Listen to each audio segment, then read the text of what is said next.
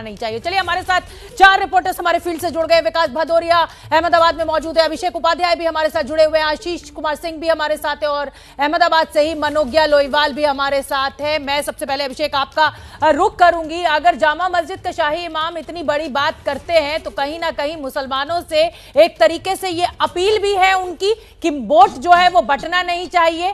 कांग्रेस की तरफ बिना नाम लिए यह इशारा किया गया है कि वोट सारा एकजुट होकर पड़ना चाहिए। आम आदमी पार्टी और असदुद्दीन ओवैसी के खिलाफ सुनाई दिए वो। शोभना, आप खबर हमेशा पकड़ लेती हैं और आपने एकदम सटीक खबर पकड़ी है कि एग्जैक्टली यही वो कह रहे हैं और वो क्लियर करें। आप बात सुनिए, वो करें 2012 रिपीट नहीं होना चाहिए। वो बता भी रहे हैं कि 2012 में क्या हुआ। 2012 में एग्जाम्पल दे रहा हूं जमालपुर सीट की, वहां पर बीजेपी जीत गई थी, मुस्लिम बहुल सीट जहां 60% से ऊपर मुसलमान है, वहां बीजेपी जीत गई क्योंकि वोट वहां पर बट गए थे। और वो ये भी कह रहे हैं कि तीसरी पार्टी की गुंजाइश नहीं है, यानी कि ओवैसी को नहीं देना है, आम आदमी पार्टी को नहीं देना। और ये बातें वो कह रहे हैं कि लोगों में बात चल रही है, व्हाट्सएप मैसेज इस तरह के आ रहे हैं कि 2012 दोहराना नहीं है, यानी कि एकदम क्लियर है, जीतने वाले को जिताना है। बीजेपी 2012 में जो जीत गई थी मुस्लिम बहुल इलाके में, ऐसा दोबारा ना होने पाए, तो सीधा इशारा कांग्रेस की ओर से है। और जो वो बातें कर रहे हैं, किस तरह के व्हाट्सएप मैसेज लगातार फॉरवर्ड हो रहे हैं, ये एक तस्वीर को दिखा रहा है जो कि बेहद ही दिलचस्प तस्वीर है। बिल्कुल अभिषेक, बड़ी बात आप कह रहे हैं और अब मैं मनोज्ञा लोईवाल आपका भी रुख करना चाहूंगी।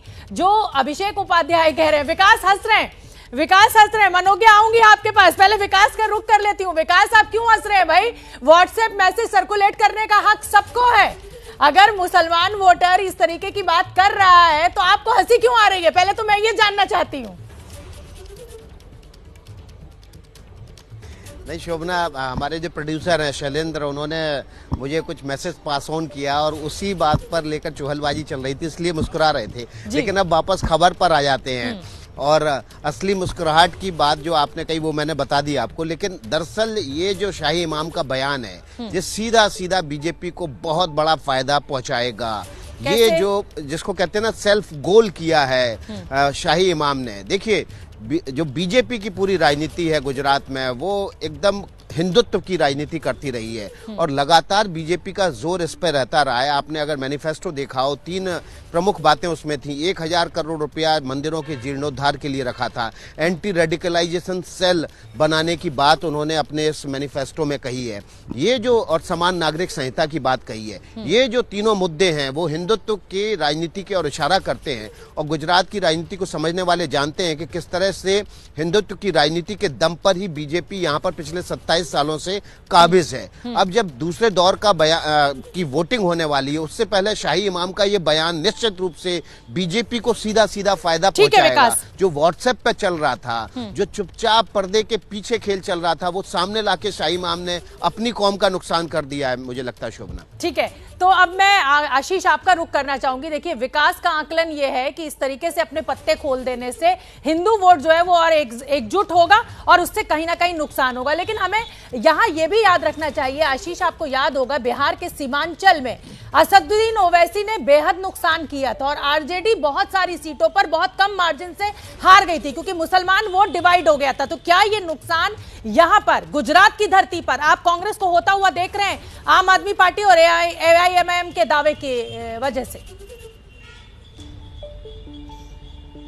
देखिए, मुझे तो लगता है कि कुछ ना कुछ वोटों का नुकसान कांग्रेस को जरूर हो सकता है। असदुद्दीन ओवैसी अभिषेक इंटरव्यू जब कर रहे थे तो उन्होंने एक बड़ी सही बात कही थी कि ओवैसी जहां भी जा रहे हैं उनके पक्ष में लोग आकर के खड़े होते हैं और इसी वजह से शाही इमाम इस बात को मान भी रहे थे कि मैं इस बात को डिनाई नहीं करता कि कुछ वोट तो डिवाइड हो सकता है। और मुझे लगता है ये आकलन कांग्रेस पार्टी को भी है, इसलिए मैं आपको ये भी एक अपडेट दे दूं।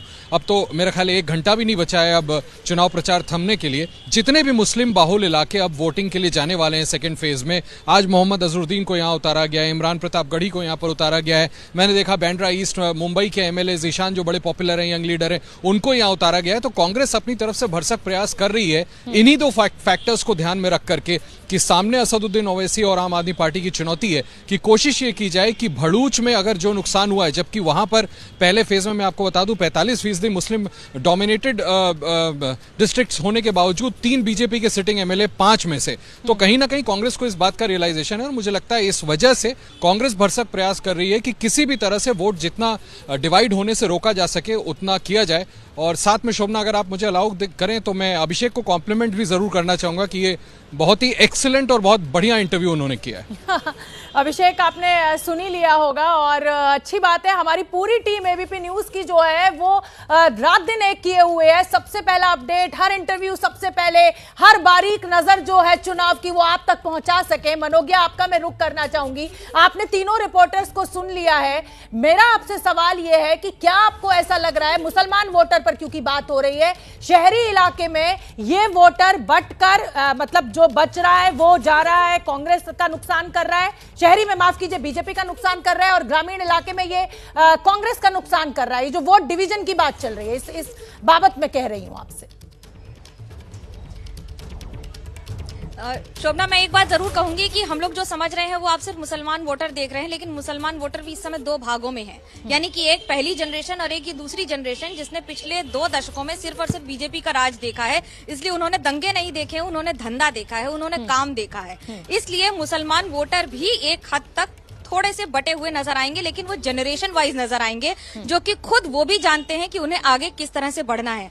किस तरफ जाएंगे ये कहना बड़ा मुश्किल है, लेकिन कुछ लोग हमारे साथ हैं, उनसे पूछते हैं कि वो कितने जुड़े हुए हैं, कितने बटे हुए हैं। शिखर भाई, ये बताइए कि इस बार मुद्दे क्या हैं?